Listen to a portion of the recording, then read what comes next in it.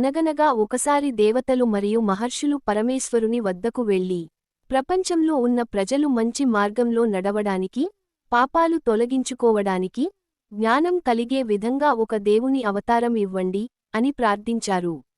అప్పుడు పరమేశ్వరుడు మరియు పార్వతీదేవి కుమారుడైన గణపతిని భూమికి పంపించారు.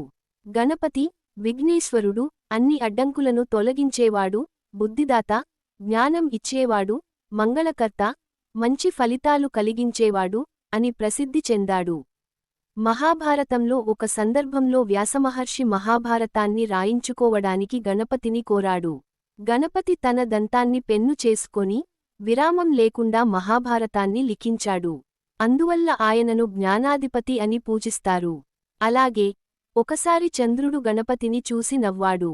అప్పుడు గణపతి కోపించి, ఎవరు వినాయక చవితి రోజున నన్ను పూజించకుండా ఉంటే వారికి విఘ్నాలు వస్తాయి అని శపించాడు.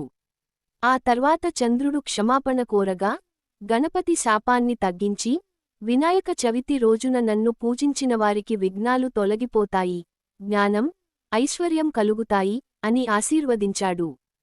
అందుకే ప్రతి సంవత్సరం వినాయక చవితిను ఎంతో భక్తి శ్రద్ధలతో జరుపుకుంటారు. ఈ రోజున గణపతిని పూజిస్తే జీవితంలోని అన్ని అడ్డంకులు తొలగిపోతాయి, కొత్త పనులు విజయవంతం అవుతాయి అని నమ్మకం ఉంది.